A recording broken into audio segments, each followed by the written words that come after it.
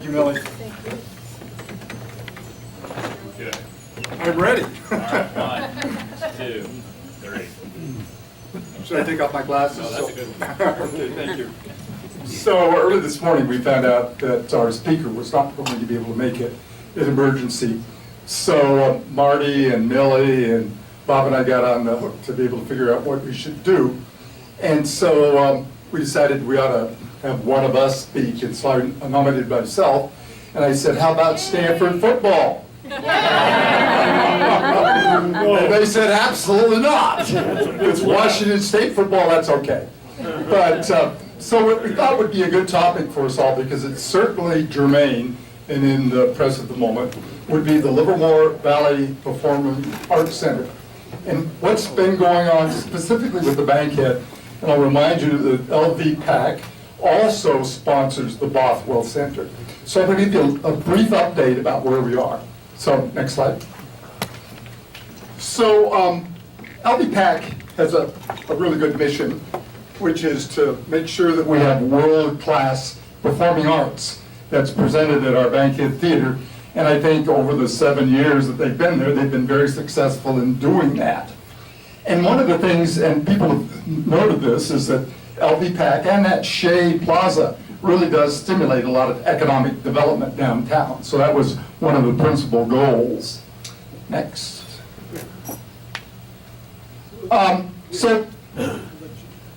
Okay. Which way is forward? So just to tell you that the LVPAC, and I just said that, but there have been some key people there in terms of making sure that LVPAC and the Bankhead stay up and operating. And Phil Wente as a chair over many years has just been exceptional. And Joan Seppala, I think, is just remarkable in terms of what she's done. Yes, let's hear for Joan. And then Henry Hancock has stepped forward to be the treasurer, and he's really doing an exceptional job, and I applaud him for what he's doing. And then Gene King, who's just been a stalwart over the many years, has served as the secretary. So the list of people that have started the Bankhead Theater is quite lengthy, but a couple of people, Phil, raise your hands. So I give Phil B a lot of credit over many years, starting with LCAC, to make sure that we would have a Bankhead Theater in town, and served as treasurer for LVPAC for many years. And then big thanks to Marshall Kamina, because this was done during his tenureship, and he really was supportive of it. And then a guy that I think is just fantastic in what he does for the county is Scott Haggerty, and he's just really made sure that this whole thing can work out, and yay to Scott. And then Joan, in terms of all of the enthusiasm she's had for this theater, is just an exceptional person to work with. And then Eric Weddy, as I mentioned, who served for many years. Phil Weddy. Thank you for that correction. Would you quickly change that, Bob? All right, but there have also been a number of Rotarians over the years that have worked to make sure that this is a success. And Stu Berry, his leadership on the city council, and we really saw that on Monday, the 22nd, has just been fantastic. And Mark, thank you. You just can't believe how thankful we are for the leadership in the city management team to be able to work out all the important agreements. And then the friends of the Bankhead in Bothwell, Kathy and Clark Streeter, who are really out, and everybody got a t-shirt, right, Kathy, to be able to support it. So what they did over the years, just to be able, or yeah, been years now, a couple of years in terms of working this out and showing the community support. It's been fantastic. Lee, are you here? So Lee Yonker and Chuck are new members of the LVPAC board, and we're very, very happy to be able to do that and represent our community. Then Phil Dean, as I mentioned, treasurer for many years, and Jay Davis. Jay, are you here? He was a past member and made many contributions to the LVPAC board. All right. So, 22nd, last Monday, there was a city council meeting, and I don't know, there were like 40 people that talked to this issue, and the city council was they listened very carefully, and what was decided on a 5-0 vote was that the documents that implement the buyout of the Bankhead debt would be approved. And part of that, and this is a critical statement, there will be no regional theater. Good. So that's been decided. And, you know, it was an issue, it was something that I supported at the beginning, but times have moved on, so it's changed. Now, another thing that is important to note was, as you might recall, the money for the redevelopment agency was lost to LVPAC in downtown. And so, but there's been an oversight agreement with regards to the state, with regards to the money that was used. And so $3.75 million will be coming back to the LVPAC over an extended period of years, and it will be used for operations and maintenance. And the other very important piece, because the bankhead is now owned by the city and will be managed by the city, and we have an agreement with our management process.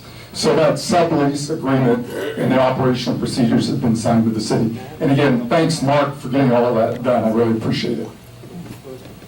That's the end of my show. I don't know what you hit. Neither do I. Don't touch me there. There we go. Embarrassing, did I hear that one? All right, so one of the important things that had to be decided was the debt payment, which was $22.2 million. And so the city and the county and LVPAC worked out very carefully, along with the bank, in terms of how this would be done. So Livermore will contribute $9.2 million, but this money does not come out of the general fund.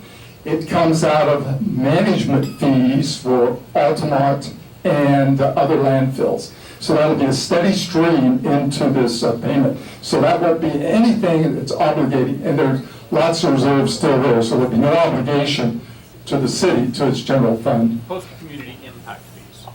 And impact fees, right. Yeah, that's the correct term for that. So, and then Alameda County is going to participate at the $2.8 million level. And so, again, Scott Haggerty and company, we really appreciate that. And then LVPAC, and I think we're moving forward fairly successfully, will pay $2.7 million out of that, so that's the private foundation. And then the negotiations, and people like the city and David Hislop did a great job in terms of negotiating. So the Bank of Mellon gave 7.5. And if you add that all up, it's $22.2 million. Yeah, well, I think a round of applause for all of you.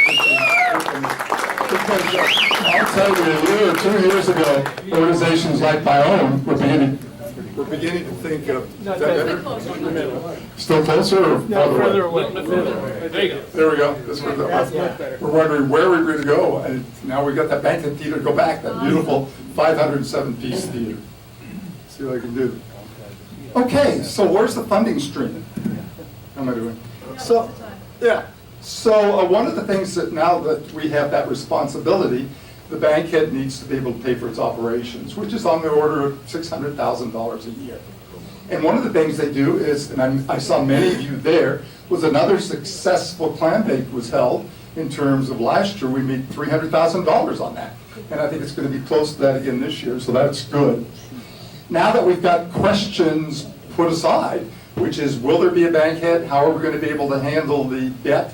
And there's no longer a regional theater? I think we have a clear path towards fundraising, because people will know you are contributing to the Bankhead Theater and its success. I'm also very happy to report that the Bankhead Theater is doing very well. Shrek, which is put on by the Tri-Valley Repertoire Company, had 9 performances this year, and they essentially sold them all out. And so the LVPAC has already had the Lamplighters, which essentially sold out. And then I don't know whether I was there to see the Acrobats of China on that Friday night, and that guy was sold out. They were just fantastic performances. So when I look at what we've got laid out for the rest of the year for LVPAC, you are going to have a lot of fun going to those shows. Now I want to remind you, so it's just not LVPAC. There's also the resident companies that participate in here. And there are 9 of us resident companies that are part of the agreements. And we get dates that we choose. And as you know, the opera starts this week. And so that's great. That's a resident company that's been, all right. Rigoletto! Rigoletto! Way to go, TJ, and thank you for all the work that you've done. But look at the others. At Del Val Fine Arts, which has 5 chamber concerts a year. Livermore Amateur Symphony, which is our own local symphony, which does so well. The Livermore Valley Opera, and so they have continued to do well with 2 performances during the year.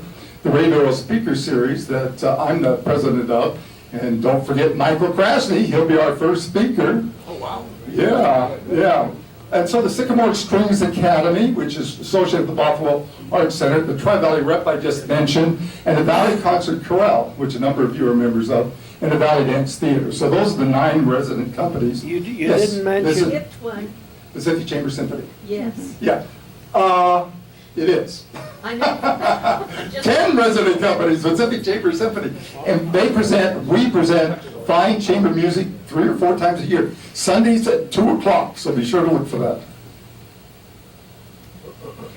And another feature of what LVPAC does is it manages the Bothwell Arts Center. Now, the Bothwell Arts Center is a real treasure in town in terms of it provides space for what they call an art gym for artists to be able to work at and to be able to provide activities. And they also host a lot of other activities in the big room. So it's just not the banquet, it's also the Bothwell Arts Center that the LVPAC is responsible for. Hey, I Charles, can't read that either. you know, Yeah, the Bothwell is also very important as a rehearsal venue for many of the resident companies. right, yes.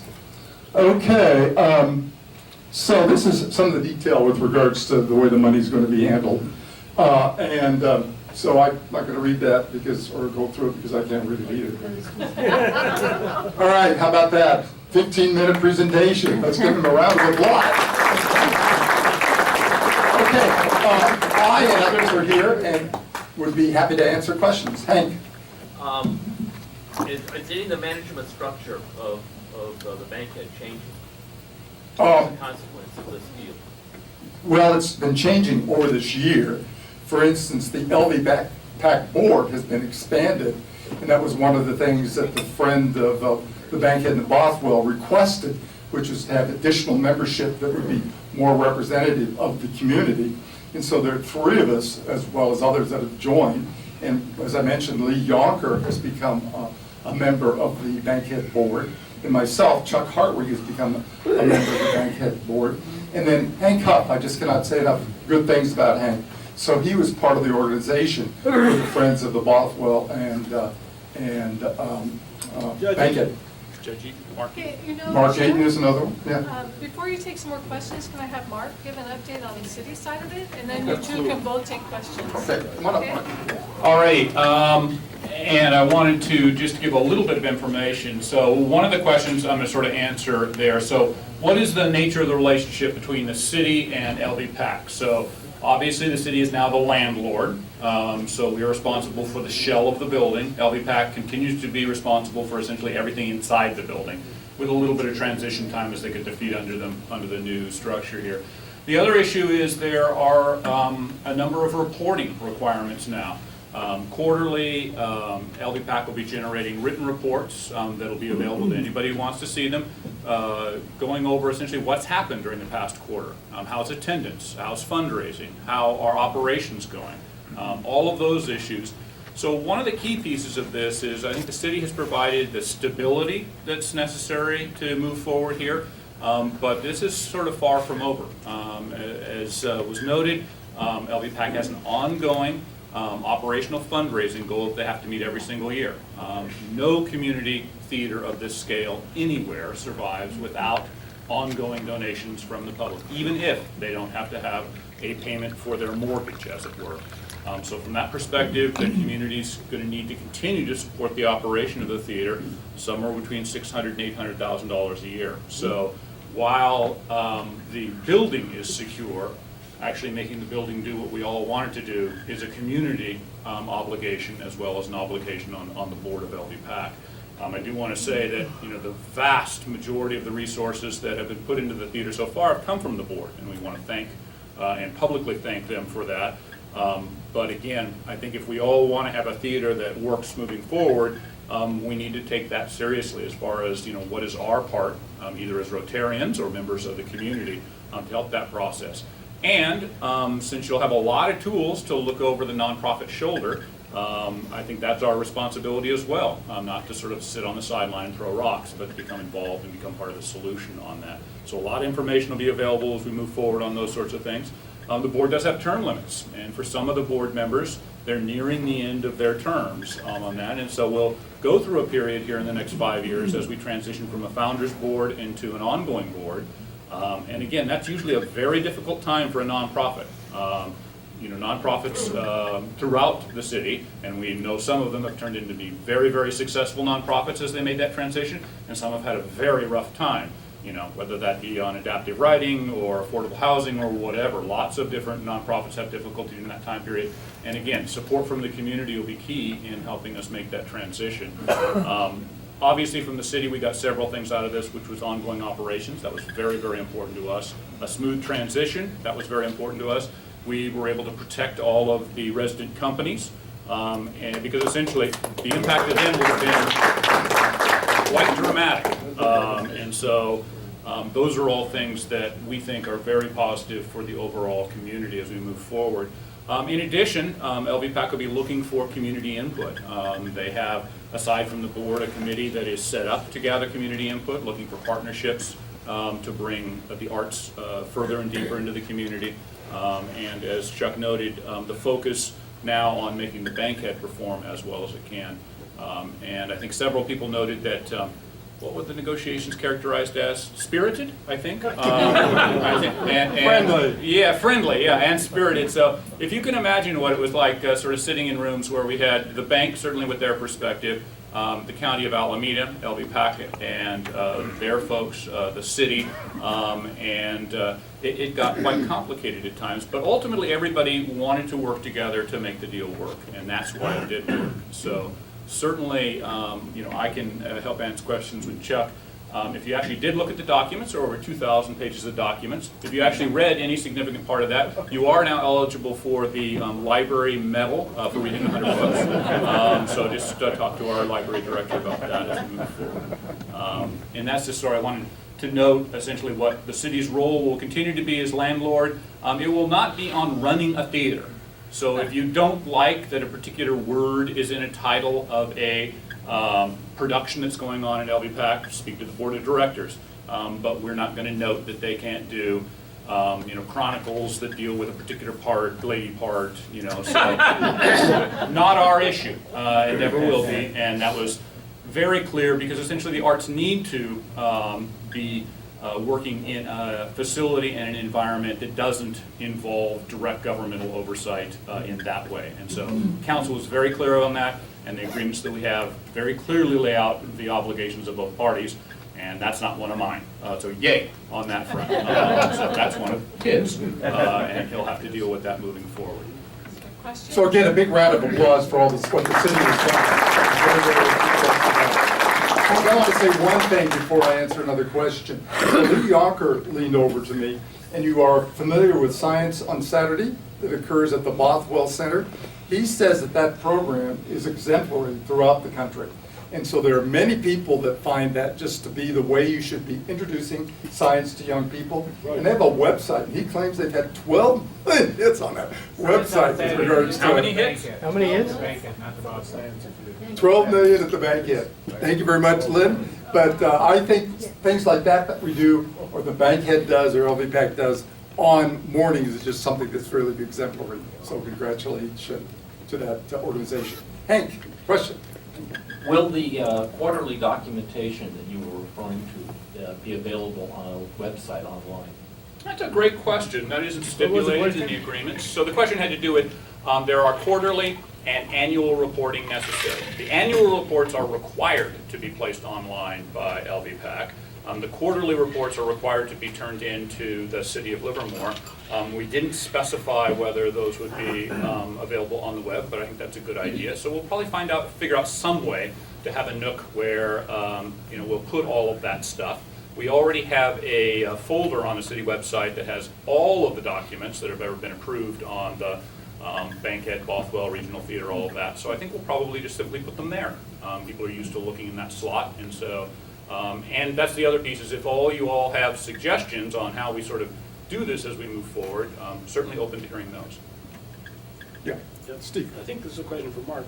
Is there a plan for the land that's now available where the regional theater is not going to be available? Well, the first plan is, as you may know, that land actually is involved in the dissolution of the redevelopment agency, so there's several steps. So the first step of that was taken on the 22nd, and that is that the city of Livermore acting as the city, and the city of Livermore acting as the successor agency, which is the thing the redevelopment agency became, but without any authority. I'll use that word. I was going to use a more, rural term, but we won't do that. They had to approve that the DDA was extinguished, so that's happened. The next step was the state of California had to agree that that DDA was extinguished, and they've done that. The third step in this is that the oversight board, which is the representatives of all the taxing entities, also need to acknowledge that that DDA is extinguished and that they're going to submit essentially to the state formally the request to have the $3.75 million settlement placed on the recognized obligation payment schedule. Once that happens, there will be no legal tie that the nonprofit has to that particular site. So that'll happen on the 1st of October. Once that happens, the land will revert directly to control of the successor agency.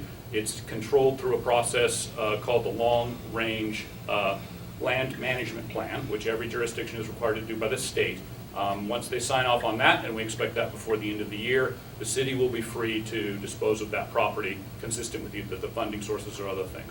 So the short answer is there's a process to get there. And then what are we going to do with the land is the next question. Well, the specific plan already has ideas for what that land. A portion of it's certainly going to end up in housing because that's what the downtown specific plan says, and that's what the funding was.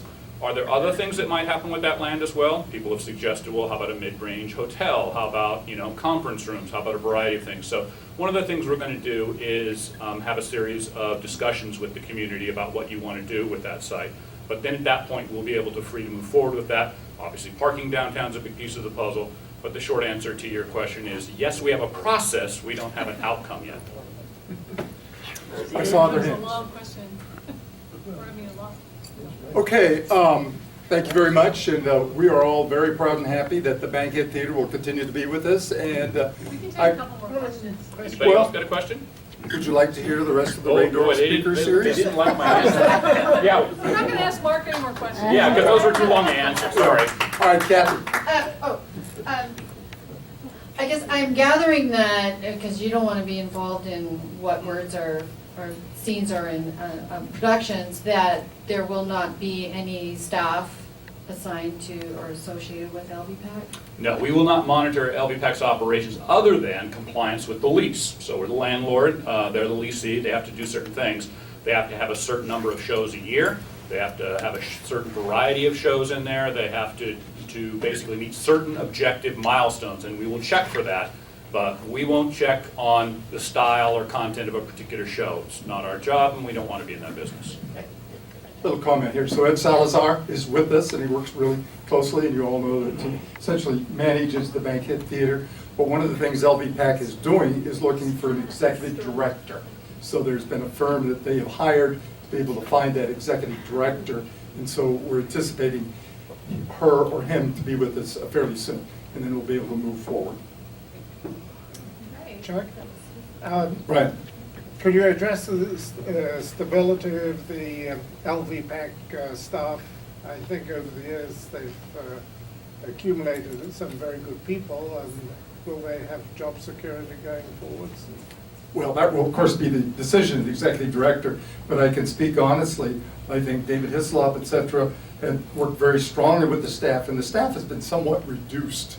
So they, and example, a lot of the activities that once they were able to do have been put back upon the resident companies or other memberships. So Brian and I are very familiar with that with regards to our advertising program for the Ray Doral Speaker Series. So there is more responsibility that will fall on the 10 resident companies as well as in terms of the presentation. But the staff has been pretty constant over the last year or so. Kathy? Is there a microphone around here anywhere? Yes.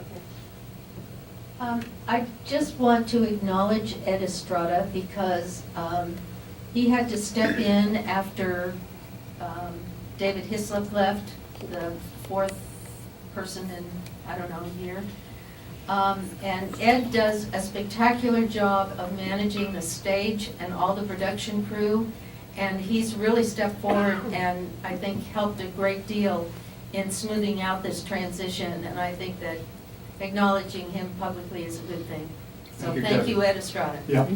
Ed Estrada. And actually, if you do bump into any staff of the theater, tell them how much you appreciate them because they have worked through extremely demanding conditions. There are fewer of them than there have ever been, and they're being asked to do more than they've ever asked to do, and they were asked to do it in a very unstable situation. For those who stuck with us, they really deserve our thanks and appreciation for that.